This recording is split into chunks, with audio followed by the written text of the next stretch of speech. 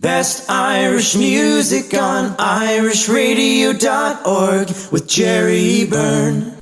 I'm Jerry Byrne, Irish Radio it is.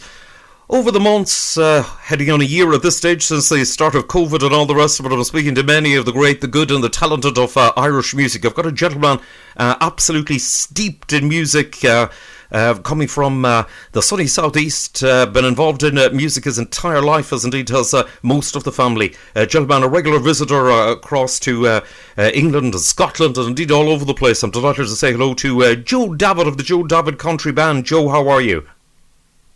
Jerry, how are you doing? Thanks very much for having me. Joe, it's a real and a big hello to all your listeners. Joe, it's a real pleasure. Joe, tell me this: you're absolutely steeped in music. I mean, your father and your uncles and everything were involved in the Davitt band back in many moons ago. Yes, my father and actually 7 members had a band started in 1954. The Davitt Showband, 7 Davitt brothers, actually, and look at it, all my cousins, most of my cousins and everything, they all have different bands, and they all have bands over here. We were nearly all involved in it, so we're steeped in it, and we love it. That's absolutely excellent. I mean, it was the Davitt Showband, Joe, must have been one of the very first out, because I mean, to go back to 1954, that really was the early days. Yeah, well, when they started first, all the bands were sitting down. It wasn't actually a show band, you know. They were all actually sitting down and reading music and that kind of thing, all with music stands in front of them. And when a certain member of the band would play their solo, they'd stand up to play it and then they'd sit back down again. You know, it always reminds me of the time, like people like Glenn Miller and that kind of thing, where all the players are sitting down with their music stands, you know. But then the show band scene kicked off and they all stood up and, I suppose, kicked their heels and away they went, you know. Indeed. You know, I've heard about that. There was that everybody was sitting down. It was like a sort of kind of a slightly more concert-looking situation. But then the whole showband thing came in. I think that the showband sort of thing kind of came in the early 1960s. I think so. Now, my father would have told me a lot of stories about it. Would also my uncles would have told me, and they reckon the first band that started off the showband scene was a band in Ireland called the Clipper Cartons. Indeed, yes. Yes, one of the old-time legendary bands. I think they possibly were the first that actually sort of did the show band thing, where all the musicians stood up and they did the various things. But back in those days, Joe, the bands did huge long hours. I mean, they were doing 4 or 5 hours on stage. Yeah, my father said they used to play from 9 o'clock till 3 o'clock in the morning. Crazy stuff, absolutely crazy. But that's where they took in. I believe they used to take in all sorts of things in there, as well as the music. As well as playing music together, there'd be the various solos. Then they used to do stories, and some of them possibly do jokes. And it was a sort of a variety sort of a night, I believe. Yes, I've often heard my father and also my uncles talking about that they used to do skits like The Hole in the Bucket, where one of them is dressed as a woman, and do you know what I mean? This kind of thing, and lots of little things like that. And then when it'd be time, say after 3 hours of music, maybe 2 or 3 of the guys would go and get something to eat, and the others would do something, and then they'd swap and come back, and then the whole band would be back on stage again to carry on for another 3 hours. Indeed, it was true. It was astounding stuff. I mean, it really was. It's not surprising that didn't last, because I mean it was completely unsustainable in the way that the show bands went. Because I mean the show bands went to the stage in the 60s when the whole thing sort of took off big, where they were actually playing 6 nights a week, and some of them playing 7 nights a week at that stage. Yeah, and it was amazing because my father said that they would be coming home from places like Kerry. Now, we're from Wexford, but places like Kerry or maybe Donegal or something like that. And he said that you could meet 50 different bands on the way home. Like there was 600 show bands on the scene in Ireland, and there was 8 and 9 and 10 members in most of those show bands. It was astounding stuff. It really was. Absolutely incredible. So it's absolutely amazing. It is. And the thing about it was, in many cases, the guys used to all sort of pile into a van type thing, or I suppose you could say a minibus. In many cases, it might be an exaggeration to say it was a minibus. it'd be sort of a van-derived minibus, and they would travel, for hundreds of miles around the country. Yeah, it was unbelievable, like a trip to Kerry. That time, I often heard my father saying that they used to do a week in Tralee, and it would take them maybe 8 or 9 hours to get to Tralee. Truly incredible. The roads, it's astounding because, the roads back then were nothing like the roads in Ireland today. In many cases, they were going on, pretty dodgy roads, to be honest. Yeah, there were dodgy roads in dodgy vans, and, but I'd say it was great fun because there was nothing unusual about 15, 16, 17, 1800 people being in a hall at night, like. Yes, it was an astounding thing. The showband era in Ireland was the only country that actually had it. It was not replicated in any other country, the whole showband thing, and the sheer numbers. And bearing in mind, Joe, we're talking about a small country here, and you had these halls, like, you're talking about those type of figures of 1,800, like, and 2,000 people in the hall. Yeah, and that was happening 7 nights a week all across the whole country. It was and the bands were made up of just say guys from the local town. There could be 3 show bands in just the local town, The bands of today, the members come from everywhere. Like, you could have a band, say from Wexford, and someone playing it from Donegal, one lad from Kerry, another lad from somewhere else, and this kind of thing. But all the show bands had all local guys, and it was full of talent and full of work for local musicians and that kind of thing, So, the music industry in them days must have been absolutely super in Ireland. Indeed so. And it's quite amazing, isn't it, that back in those days, you didn't have the publicity for it. You didn't really have them, so much, on radio and television and all the rest of it. We had no internet, there was no streaming, there was no nothing like that. It was even in the early days back then of records, of actually having a record at that stage, never mind an LP. Yeah, it was amazing because, as you say, there was no real way of promoting the bands. If you can imagine, the posters go up outside of a hall in Kerry with no radio station, no TV, no anything to plug it, no Facebook, no YouTube, no anything. Just the posters go up of a band that people have never seen before, and still 1,600, 1,700 people turn up. Amazing. It was absolutely an amazing situation. But you continued on the same as many other members of your family, and you hit out on the road again with the band. It was the Davitt Showband, or the Davitt Country Band. Then it evolved into the Joe Davitt Country Band. Yes, when we actually kicked off, now I've been playing all my life, and playing since I was 12 or 13, and I played with my brothers for a long time, and the father played with us. My father played for a while as well. He was a trumpet player. But, the music scene in Ireland has changed so much, There's probably 25, 30 bands now playing the country music scene, compared to 600 show bands playing 7 nights a week, to 18 and 1,900 people a night. This music scene has just changed so much. Indeed. And the towns are not like they were before. The towns are not full of musicians now. Yes, there is local musicians and that kind of thing, but not like the days of the show bands, because, you could put together a band in a couple of days. Yes. It's a totally different story today.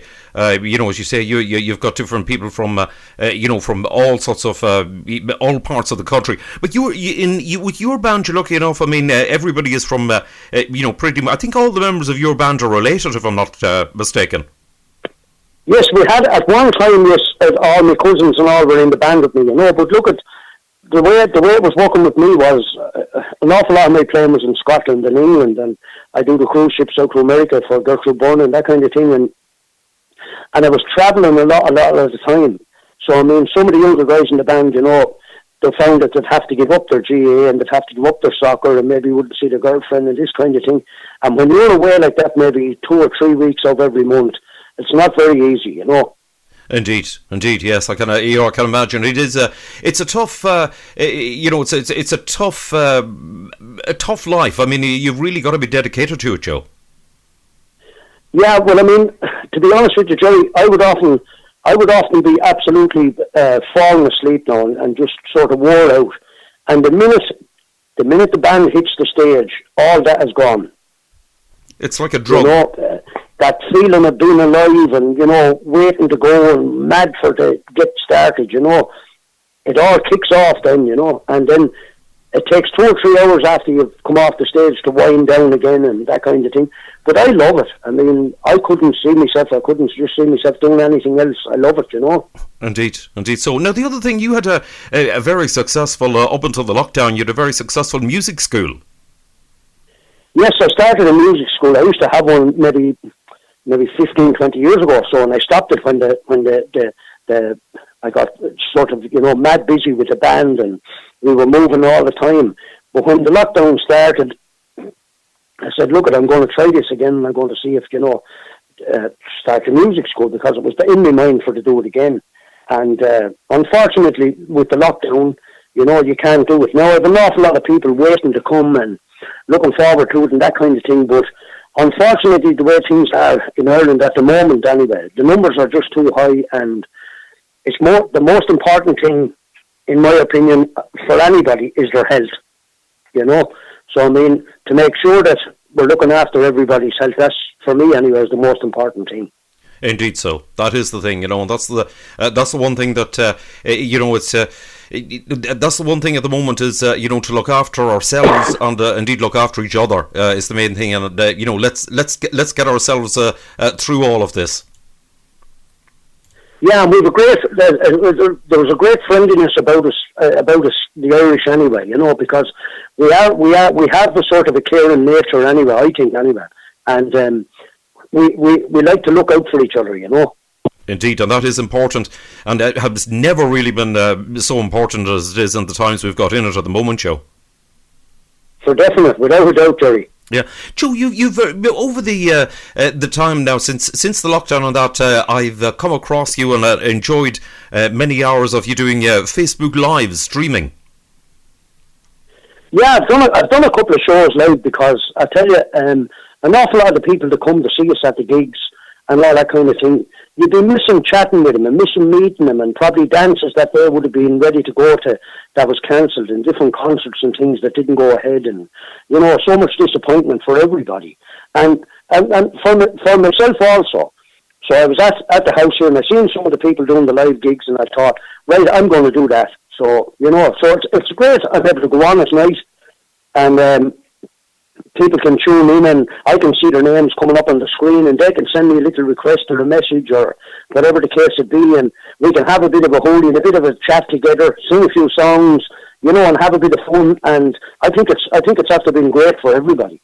Indeed, it has. It's one thing. It's kept people in touch, and the other thing is it's kept people entertained. And the other thing about it as well, I think, is that it's actually managed to take the likes of yourself, or indeed any other artist, to possibly a whole new audience, and people who had never seen you perform live. It's taking you inside their homes as well. Yeah, and I mean, as I said to you, it's a great thing, because people maybe that are on Facebook and things that maybe don't go to see the live bands, you know what I mean? And they're able to tune in and see it. And there's so many of them enjoying it and getting fun out of it. I mean, look at it, it takes away the boredom for a couple of hours, and everyone has something to look forward to, including ourselves, including the entertainers and the bands, because, I mean, look at, we're so used to being away that to be at home all the time is very strange for us all. Indeed, I bet it is. And but the other thing, Joe, about it is that the one thing, and I've said this to a number of artists, the actual people, the views that you get, and then the number of views that you get afterwards. I mean, there are many television stations would be only too happy to have those type of figures. Yeah, it's unbelievable now. I tune into some of the shows, and some of the nights I just can't believe how many people are there, and how many people are watching, and I maybe switch it on the next day just to look back at some of the comments, because sometimes I'd missed some of the people saying hello to them or whatever. And I can't believe the amount of views that are gone up on it in a couple of days. I mean, people are going back in and watching it, It is. It's absolutely amazing. It's it really is. That I suppose, Joe, is one of the advantages of the times we've got in it, and that we've got all this technology, today, which is one huge advantage in the times that we've got, where at least we've got this technology, where the likes of artists like yourself can stay in touch and in contact with people, and people can discover you, and at least also people can keep through the various things like Zoom or whatever it may be, can keep actually in contact with their relations and friends wherever they are in the world. Yeah, it's a great thing. There's no doubt. There's no doubt that has been a massive help, for everybody. And I mean, for people's peace of mind and everything. If you have a concert booked, say, for 6 months' time, or maybe in Scotland or England or whatever part of Ireland or whatever the case may be, and the concert's after being cancelled, and you don't know when it's going to come back again, and the next thing you go on your Facebook and you see the same artist that you wanted to go see, and they're there singing a few songs, you can send them a message, and they can say a little hello to you and maybe sing a song for you or whatever the crack. Do you know what I mean? And it's absolutely brilliant. It is. It's absolutely fantastic, and it's absolutely great to see it, and lovely to be able to, in the times we've got in it, to be able to actually keep in touch in that way. I think it's absolutely fantastic. And by the way, well done to yourself, Joe, on having absolutely cracking numbers, viewing your Facebook streams as well. It's very, very impressive, I'll have to say. I've seen a number of them. As I said to you, Joe, I enjoy it, and it's a bit of fun, and it's something for me to look forward to. As I say, with the music stopped, there's nothing really going on. But look at there's a massive word of thanks to people like yourself, the DJs and that kind of thing. You're playing the band's records every night. You're promoting them. You know what I mean? You're speaking on behalf of all the musicians and everything else. I mean, there's a massive word of thanks should go out to you as well, Thanks indeed, Joe. Thank you indeed. Doing my best on it. Joe, listen to yourself and the rest of the band. I wish you good health, and listen, fingers crossed when it's safe to do so. We'll see you in action again. And listen, as I say, what can I say except listen, have a happier 2021 than it was a 2020. And listen, stay safe and stay well. Jerry, take care of yourself, and again, I really appreciate all your support. Thanks very much, not just for myself, but for all the bands.